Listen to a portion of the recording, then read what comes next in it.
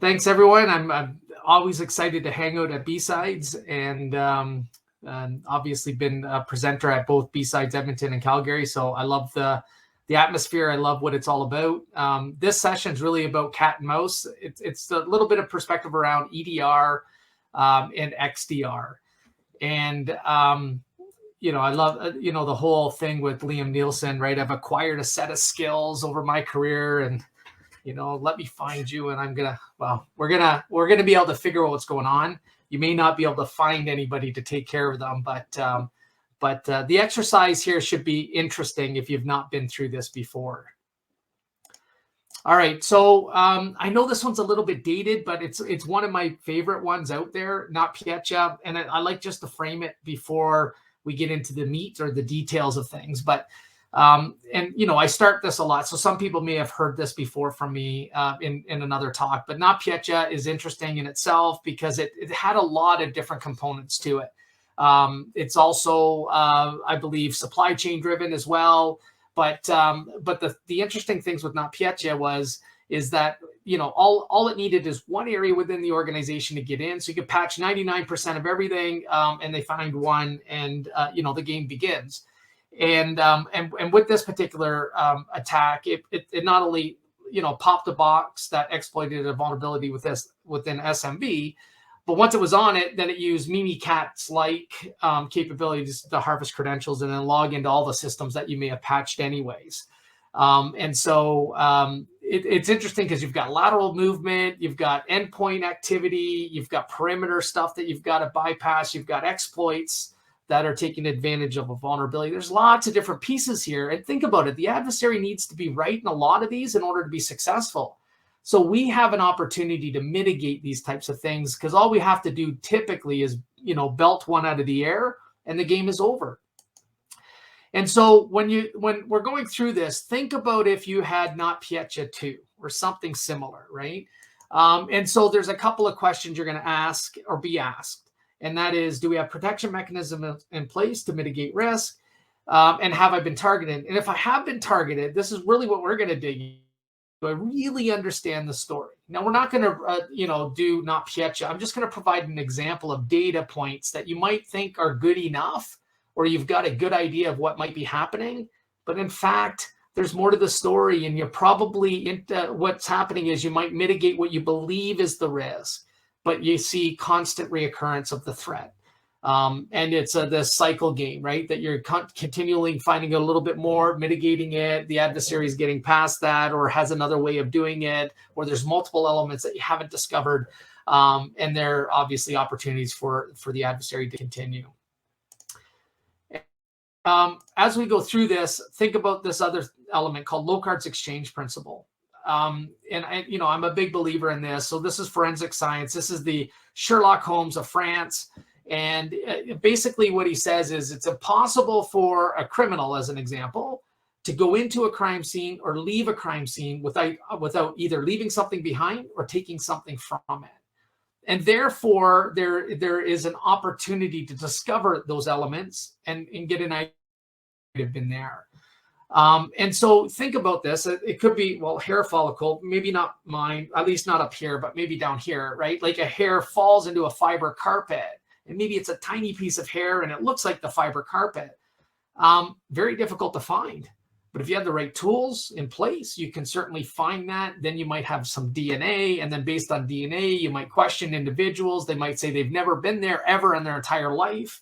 And maybe you have a DNA bank with their information and there's a match, and now they've lied to you. Now, that doesn't mean that they've committed the crime. That just means that they were there, most likely, at a period of time, and maybe you need to do additional scrutiny or investigation.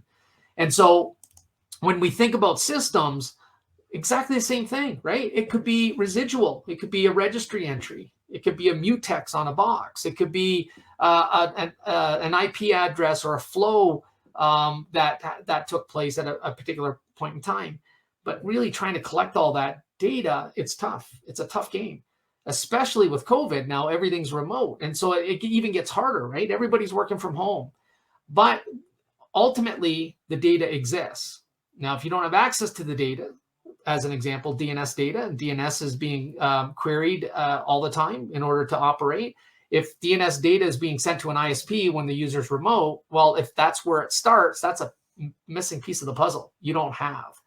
And so you certainly want to try to centralize that data collection, regardless of where the asset or individual is. It's in the data center, on premise, in the cloud, doesn't matter. You want to be able to have data.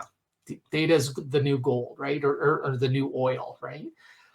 Endpoint detection and response. So this is specifically an area we're going to focus on, and then we're going to showcase the value of EDR in what EDR provides. But it doesn't provide the whole story, and that's the problem. And we'll walk through this.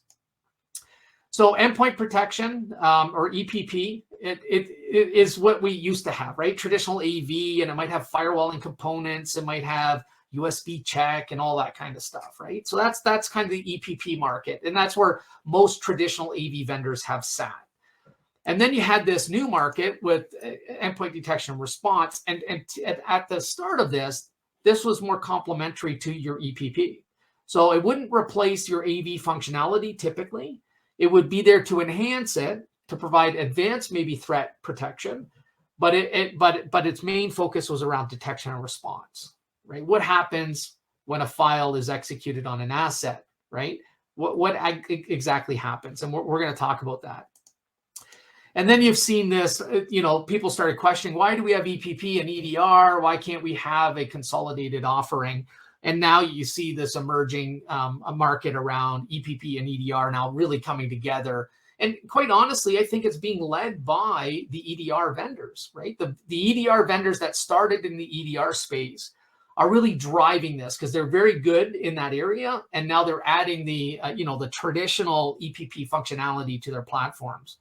So that's kind of where we're at. Most people are really looking at this area in consolidation, but if they have an investment in EPP, they may just add EDR as the stopgap, and then look at maybe consolidation once either the product matures into what they might have on EPP, or they might wait for the EPP to expire, right? The life of the subscription that they might have.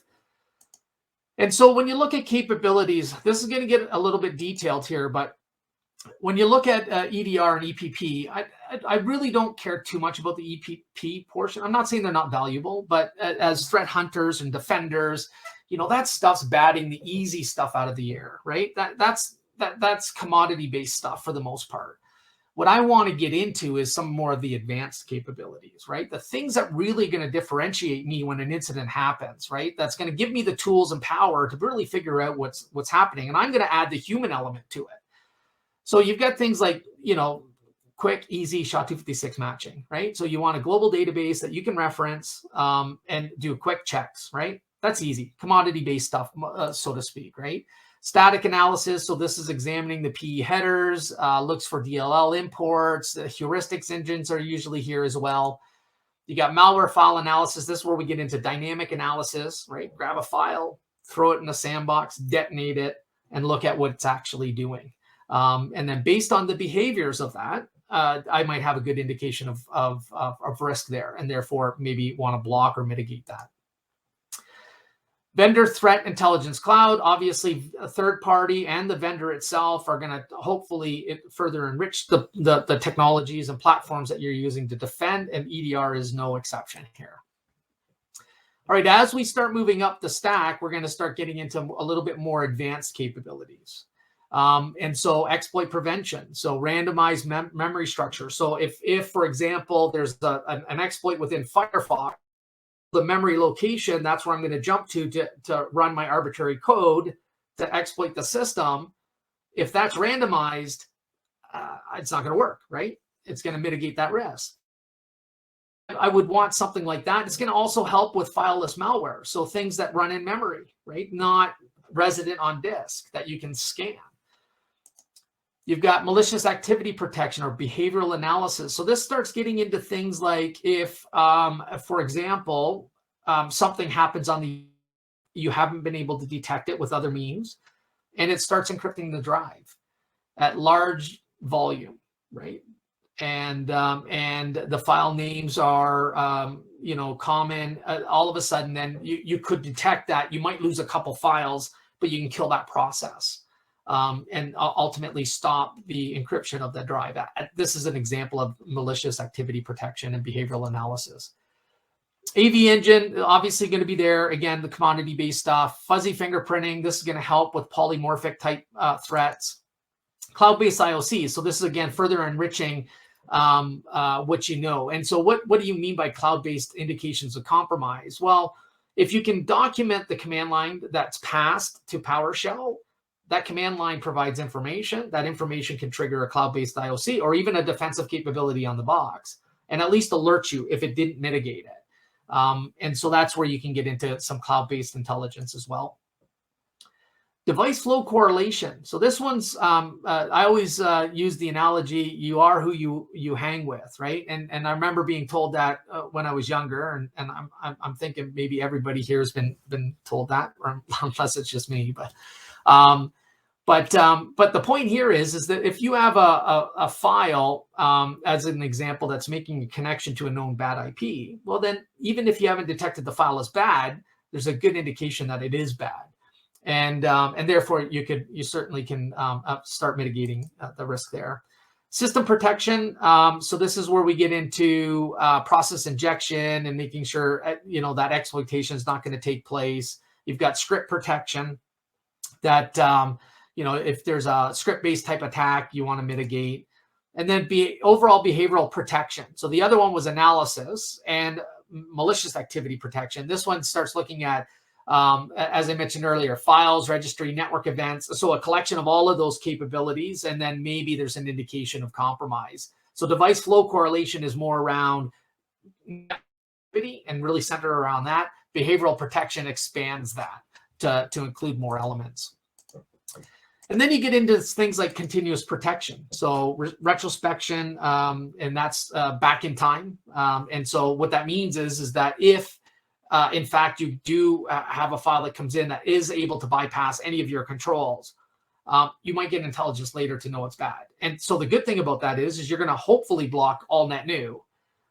The challenge with that is, does it tell you about something that came in 30 days ago, 7 days ago, 5 days ago, whatever it might be, right? There'll be a time limit and how far it might go back. But the goal here is that you want it to tell you that, wait a minute, 5 days ago, we seen this file. This file actually at the time was unknown. We now see it as bad. We've quarantined it, but it was in the environment. You might want to do additional forensics on that asset.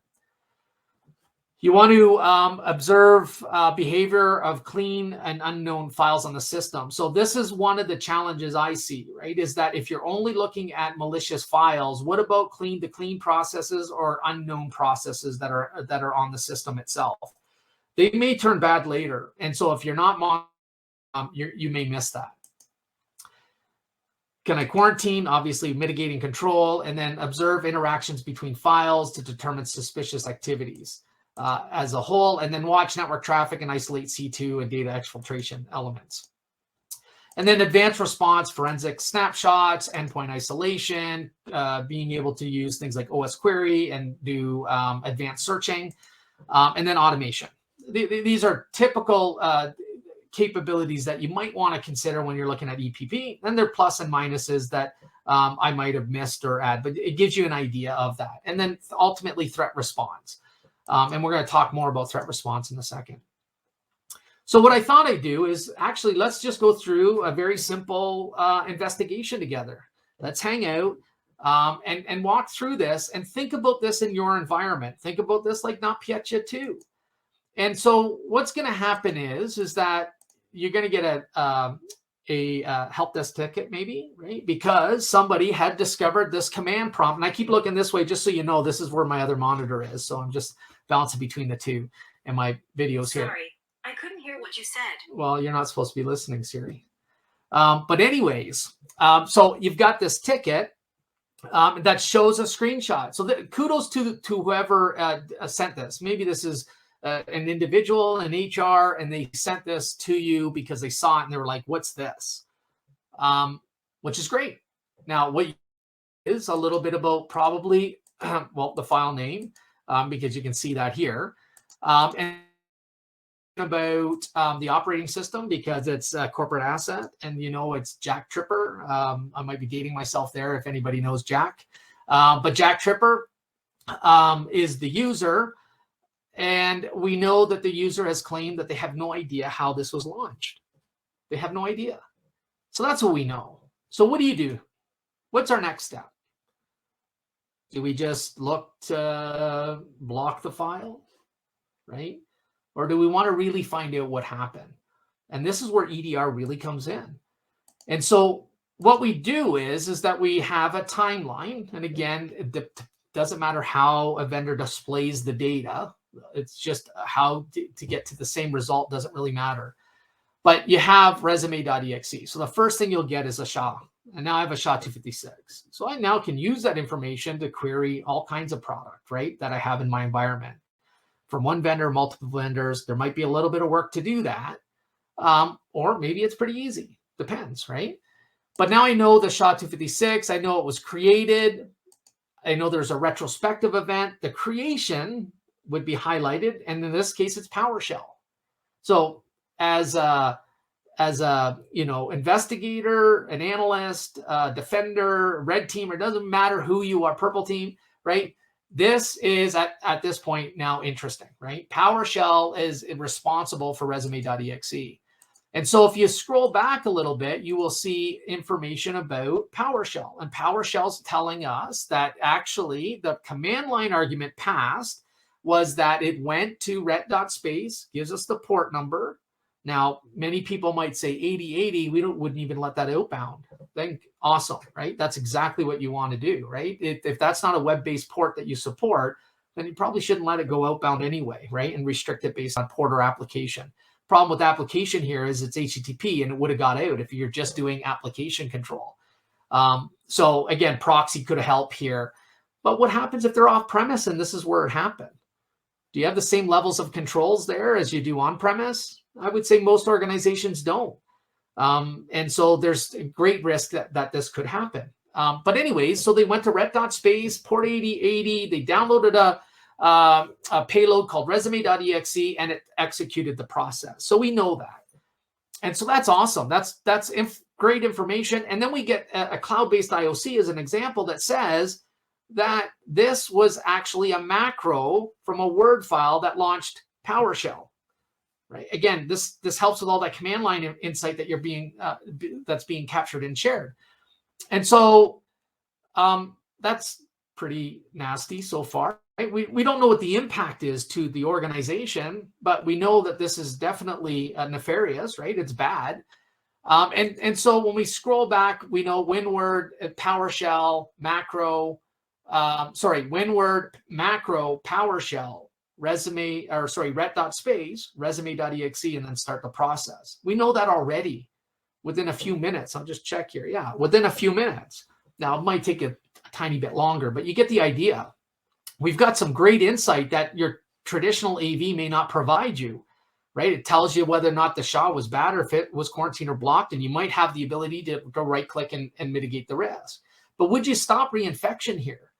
I'm going to say you're not, because you don't know where the source is. You know that there's a Word document involved. And so there's some risk there. And as we go along, we want to know a little bit more, right? Nobody here wants to stop at this point in time, or you shouldn't. Now, you might say, this is more information that I get today, and that's fair. But this might be a great way of showing why it's very important to invest in something like EDR. Now, we'll continue the journey, but what do you think we want to do next? Anyone? Okay. Everyone else is on mute, and I don't see the chat or questions at the moment. So I'm assuming everyone's saying, I want to know how WinWord got launched. That would be interesting to me. And so therefore, we would want to see what launched WinWord, and we'd scroll in our timeline, and we'll see the relationship between WinWord and Explorer.exe. And look at this. We see the command line, winword.exe, see users John Doe, desktop resume docm. Oh, docm, that's macro. Wait a minute, that aligns to what we got from a cloud-based IOC. Interesting, right? But now we know what the source of it is. And so that's great because now we know resume.m was executed somehow.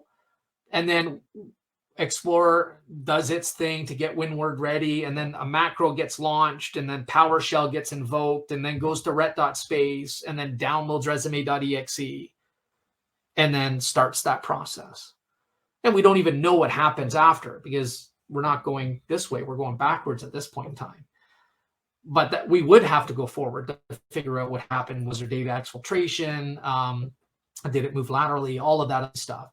And you might say, well, wait a minute, if I had a good product, it would have mitigated the risk. You're right. It would have. And I don't know good product is the right answer here because every product's going to fail, meaning nobody's going to provide 100% prevention. And therefore, I need a tool to be able to tell me the whole story. I can't just, think I'm going to block everything. And again, you might say, well, wait a minute, this one looks pretty easy that maybe it could have been blocked. Right. It would have maybe in most products, but then I wouldn't have a story to tell you. Right. So we need to let it execute fully in order to show the path. But as I go along here, the next thing is what? What's the next thing? Anyone? Is anyone screaming in caps? We need to figure out how resume.m got launched. How did it get launched? Was it the USB key? The user just went in and clicked it? Was it something on the file share? Or did it come through Outlook? Through email? Created by Outlook. Now look at the story we have. We know now, imagine telling and building your root cause. You're saying, okay, we know we got an email. We don't know who it's from yet, right? There's some questions I might, but I know I got an email. Jack Tripper opened the email. There's a document in the email. It got past our email security controls. Double click the doc.m. Macro is enabled, which launched PowerShell that went to ret.space, downloaded resume.exe, and executed the process. That's what I know. That's empowerment. That's giving you the tools that you need to figure it out. Now, can you get this all through automation? Not today, right? There's still a human element that's required. This is where the analyst comes in. That's where the value is. So that's great insight of what's happened so far. And in summary, we know what's happened here, but let's just jump into the actual file that we're going to reference in a sandbox environment. I'm using an example. Some people might know the screenshot or not. It doesn't really matter. Your sandbox is a sandbox. If you can provide telemetry and information about the file being executed, it's more data. The point here is that there's information here that's valuable.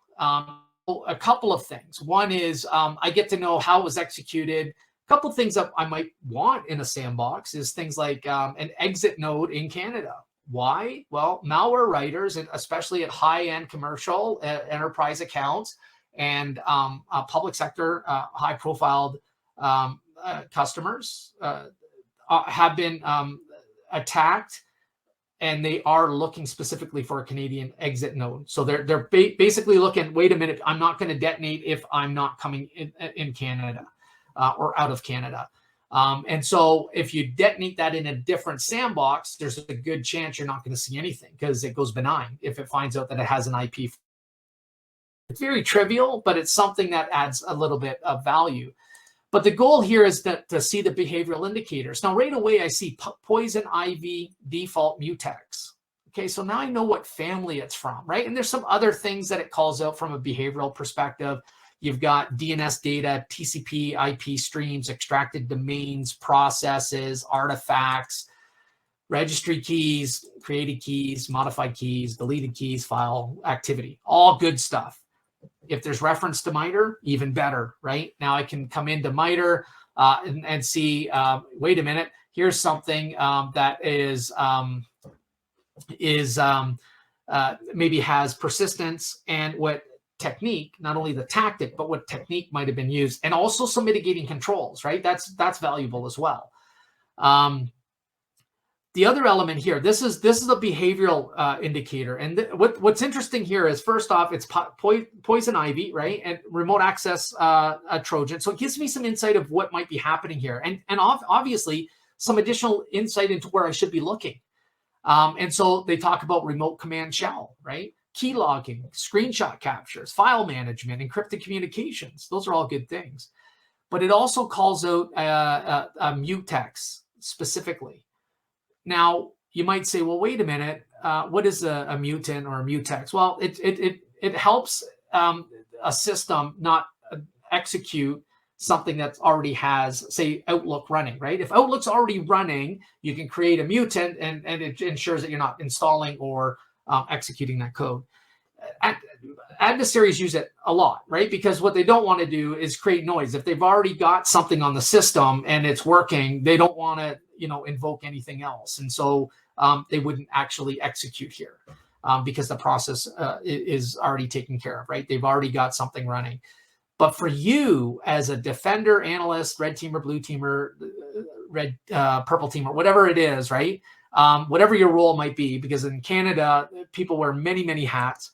I can take that information and maybe I can query across a fleet of assets very quickly. Remember, I talked about residual, that piece of hair that falls out in the fiber. This is one of those pieces of hair, right? We didn't get that information. Of everything we've done up to this point, we have not got this information at all. Now we have it. We can query all of our systems, and maybe we find 2 more systems that are impacted. Maybe resume.exe is not there. Maybe that SHA-256 doesn't exist anymore, right? The adversary has manipulated the file, and so the SHA-256 doesn't even match. But they're using maybe the same mutant name across their attacks, the way that they attack systems, right? Maybe that's still the common between anything that they do, right? They're not thinking about changing that. More systems. And this is what I meant earlier, that reinfection typically happens because there's missing elements in your investigation. And so from that, what you could do is, because there's a response capability to this, right, is maybe take a forensic snap upon compromise. Maybe that's one of the things you want to do. Isolate the computer. So if the technology is smart enough to tell you that there was a compromise of some sort, maybe automate the isolation of the asset and restrict where it can go.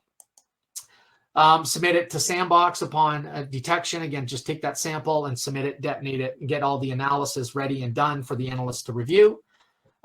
Move a computer into a new group, right? So pivot the computer into a group with additional isolation capabilities or control or additional engines that might be running to help further mitigate or understand what might be happening. And so you want to drive those outcomes typically through automation. And you can do that with a lot of endpoint detection response capabilities. You don't need to move further up the stack and have a SOAR or some other tools to do that. Now, SOAR or XDR is going to expand. We'll talk a little bit about XDR in a minute. So what we know is Outlook.exe brought in resume.m. The user clicked it. Macro was launched, which opened PowerShell, that went to ret.space, that downloaded resume.exe and executed the payload, right? And so we've got some other elements. We got file SHAs, we've got domain, right? We've got IP address, we've got port numbers, we've got a mutex, we've got insight into the actual behavior of the malware in this case, right? Remote command shell, keylogger, etc. Artifacts, you've got antivirus, so just some basic flags on the behavioral side that are being triggered. You've got some persistence, and then you've got MITRE attack framework. You've got MITRE, and it talks about the persistence around making sure registry entries and the file will all automatically start up when Windows reboots, as an example.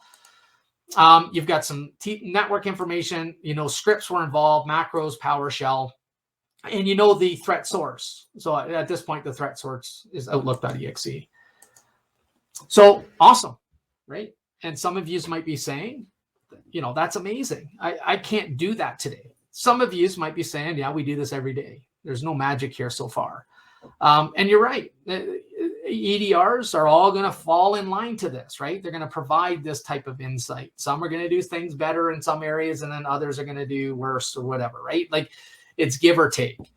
But if you're not doing it, it's something you certainly want to do, because we could have found 2 more assets just by that OS query across the fleet of assets alone, just 2 more assets that might have been compromised.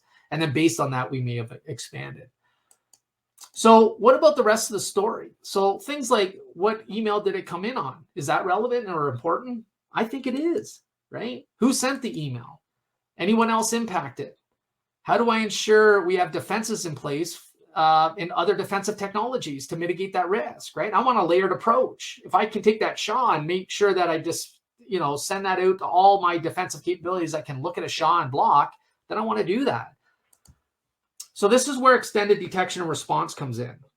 And I'm just looking at time just to make sure, because it's been a while since I actually have done something like this particular deck. But extended detection response capabilities is now taking EDR and injecting it with legal steroids. I don't know if that's a real thing, but it's using EDR. EDR is still going to be part of the puzzle, but it's not enough, right? It's not enough of the story. So what I want to do is be able to turn my entire fleet of technologies that I have from a defensive capability into maybe data ponds, right? I know data lakes, people are driving towards data lakes, but data lakes cost money, right? They cost money. And so if I'm wouldn't it be nice if these things that I think are pawns, because there's email security, there's endpoint security, there's network insight, there's IPSs and next-gen firewall, all these little pawns that exist.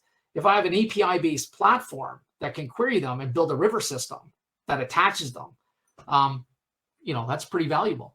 So I've got things like malware and IPS events, security intelligence events. I got flow alarm, files, email, DNS, sandboxing. You've got web, IP addresses, endpoints, forensics, actionable intelligence, so the ability to take action, systemic response based on a collective of information, tactics and techniques, right? Lining with MITRE is always a good thing. You want automation, you want orchestration, help accelerate your time to respond. And it doesn't mean the analyst disappears. Just because you've mitigated a risk, right? It's good, you're under control. And the tools may have provided a ton of telemetry or data, but you need a human to go in there and interpret that data and what it means to the organization. So that's where the big value is. You let the tools go ahead and run it in a sandbox, right? Remember the day when you, in networking, when you created a VLAN, you thought you were amazing about routing and you've got two VLANs talking to each other and you're like, whoa, I'm magical, right? Nobody can do this. The alerts you get, right? How many times have you been chasing alerts that were false positives? It sucks, right? It sucks, right? You create a VLAN, you get routing data, and then you never want to touch them again. Same thing with investigations. If 90% of your investigations result in no real value to the business, that sucks. So a lot of those mundane processes can be automated. And so now, right? But what if we actually did a little bit investigation here? And so we take the file name, we take the SHA here too, right? If we had XDR, we may have even started here. We may not have started on the endpoint itself. And I did that query. And so what we'll end up seeing is some relationships. And so this here, it could be PowerShell as an example. This is, in this case, is resume.exe. We see a single target, we see the file paths, and this might align very much to what we've already discovered or know. So you might be saying, well, wait a minute, you're not showing me anything different. You're right. But what happens now if we take ret.space and we do an investigation? So now we see a domain. Obviously, we've got some relationship between PowerShell and the domain. Why? Well, remember, it went out there and pulled that file resume.exe down that infected this asset. But we now see two other hosts that are talking to that domain. Now, you might say, well, why isn't resume, where's the relationship with resume.exe and those users? Well, the adversary may have changed something in that file that match does not happen anymore. And that file name may have changed. And so ret.space resume.exe looking that up, or the SHA-256 looking that up may have no relevance in this. The thing that's similar is the ret.space. Now there might be another file. So you would further investigate that piece. And then resume.chem, we know that that's an element. right, through our investigation. And so let's have a look at resume.m for a minute. And you might say, well, how do I know that if you didn't start with EDR? You're right. I might not know that. And so the goal here with XDR would be is that if this is what I see, let me just go back once here, just 1 second. Let me go back.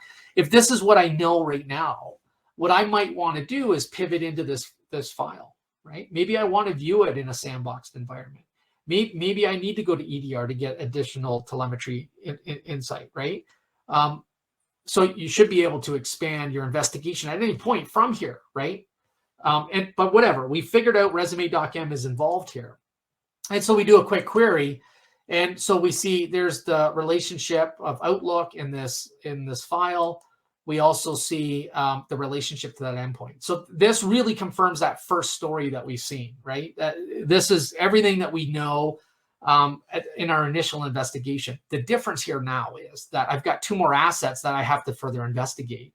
That's more to the story, as I mentioned earlier. But as I go along here, I can get the message IDs from that SHA-256 or that resume.m. And now I got the message IDs, and I can see Jason at victim.com and Jack at victim.com. They both received messages. So see, this is interesting because now I know that Jason may not have executed the resume.m yet. And so there's a problem waiting to happen. Now, Jason's a pretty smart guy, so I don't think he'll, I'm just kidding. I'll be clicking all day. But here's some more insight. I've got some IPs. I've got the subject name. I've got the domain. Oh, wait, a new domain here that was part of that email message. So again, I might want to add that to my investigation. I also have a URL that was embedded here. Again, more information. And it's showing as gray, so it means it's got an unknown disposition. This one here should be orange or yellow, I guess, suspicious, right? And red is obviously bad, and green is a clean process. And this is why it's important to monitor clean processes as well. I've got an IP here that actually has went out and went to this URL. What? So I've got some network-based host, and it could be a user machine that I don't have an agent on, right? Because that's another challenge with endpoint detection and response is you're only as good as the agent you're installed on, or sorry, asset that you're installed on. If you don't have an asset that can install the agent, but still makes a request outbound, you probably want to know that. In this case, I know there's an IP that made a connection to that URL. And now I have also the email address of the sender. You see how creative I am. The effort I put into these sessions, right? I know it's sad, but that's all I got, guys. But anyways, you know who sent it. So look at all the data I've got now. I've got all this rich data that I can now use to either add additional controls elsewhere, where, well, maybe I block muhahaha@bad.com or block that domain completely from receiving emails. So that's one, right? I can add those URLs or domains that I've just determined as maybe back to that conclusion, because there's more to the story, but then we'd be here for another hour or two. But now I can add them to some type of control, a proxy, a next-gen firewall, some cloud-based control that has proxy or DNS layer protection, right? There's lots of different areas I can add saying block that URL, block that domain, block that sender coming in, block that SHA-256. Now you can see our layered approach. So now they've got to change a whole lot of things, right? It's not just going and changing a SHA. They've got to worry about the domain they're coming from. They've got to worry about the URLs that they've embedded in the email. They've got to worry about the file, right? And now it's being detected. So like I said earlier, they have to be right in multiple different areas. You as a defender only have to be right in a few, maybe only one, right? It could be as simple as it tries to go to CNC and you block it and it's done. They can't get access to the system. Now, it doesn't mean it's still not compromised. It certainly is. And if that control is not there when it's on-prem and goes off-prem, guess what? It's going to connect to CNC. But you want that control as much as possible to float with anybody, right? No matter where they are. But you get the idea. And so now what we got is the ability to take action. As I mentioned earlier, if there's a file, I might want to pivot. So in this case here, if this was a new asset, maybe up here as an example, I might want to isolate, forensic snapshot, do some automated orchestration capabilities driven out of here. Now you can do it based on events, but you can also do it based on decisions a human has made based on the investigation. And instead of running into running the file into a sandbox and grabbing it and then uploading it, you don't have to worry about all that. Or blocking it in email, you don't have to create a ticket. Change control allows you to implement this mitigating control, and you block it in email. Done, right? Automatically through the tool. Same thing with actionable data, right? So if I want to, well, they're both actionable. So, but if I want to maybe search this file, run it in a sandbox, as I mentioned earlier, there's a collection of capabilities that you can imagine that you'd want to do from here that you should be able to do. You shouldn't have to open a ticket, ask another team to go ahead and implement these changes. Not for these things, right? And maybe you even want an approval process. So if you're going to isolate this host, maybe it goes through a chain of command and automatically sends an email to somebody, and they have to hit approve before the isolation takes place. But these are things that you probably want to consider. So there's certainly more to the story here, right? So we have 2 more targeted endpoints that are like a traditional user-based system. We have 2 targeted internal email users. We have an additional email, domains, URLs, and IPs.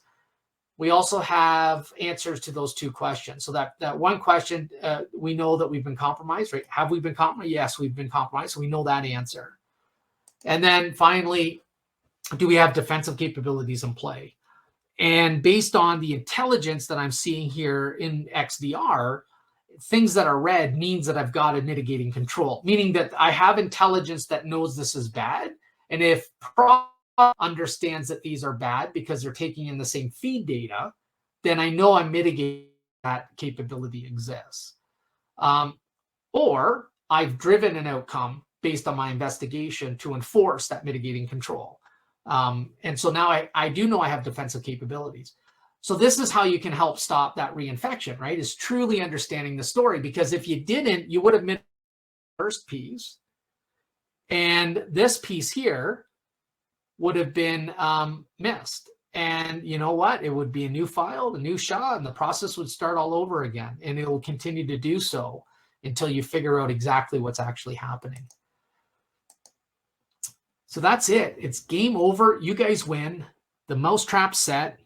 And the adversary is going to get caught, I guess. I don't know. But definitely it's giving you a little bit of an advantage that you may not have had.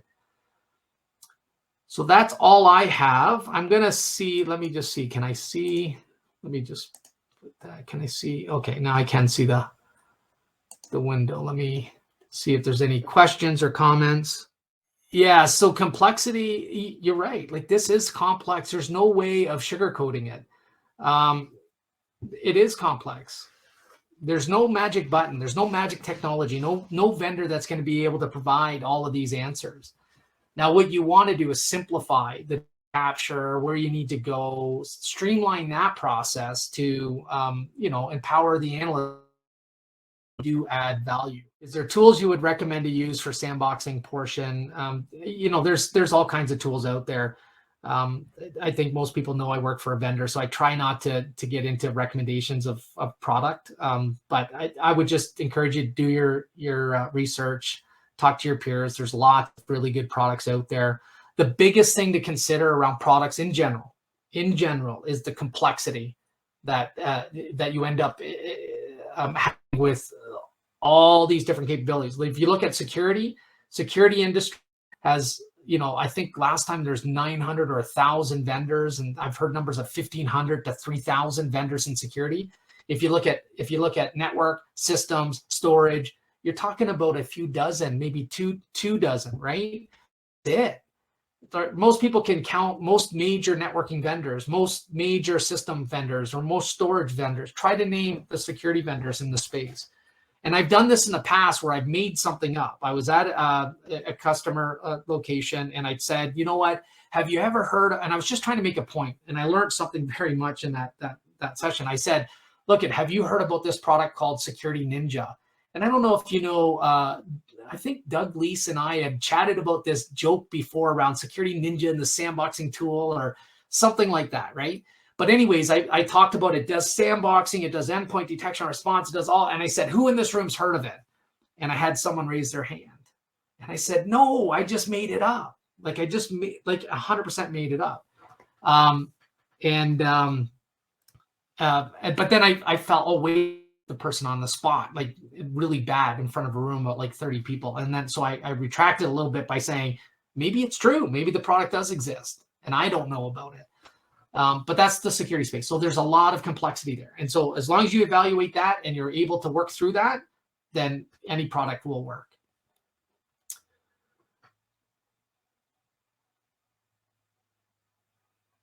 Is there tools you recommend? Yeah, that's very useful. Thanks, Brad. And we're coming up to the end. I'll probably get kicked out. Curtis. No, they don't have network connectivity, so they are safe. But I know the new versions of these now actually do plug to the cloud, so you can play the games. You don't have to store them locally. So that's funny. Plug in Security Ninja. So yeah, there you go. Right. So there might have been a product there, but I don't do it anymore because I'm just too worried that someone's going to say it exists and I'm making it up. That's awesome. There's multiple different things. How is XDR better than SOAR? Yeah, I think what you're seeing is XDR also has SOAR. Right. There is automation and orchestration as part of, many of the XDRs that are, it's, again, there's a lot of marketing terms, XDR, SOAR, SASE, Zero Trust. There's some meat to it, but there's certainly a marketing spin on a lot of that stuff. But I think XDR includes the orchestration and automation and response. Cool. All right, guys, have a good rest of your B-side.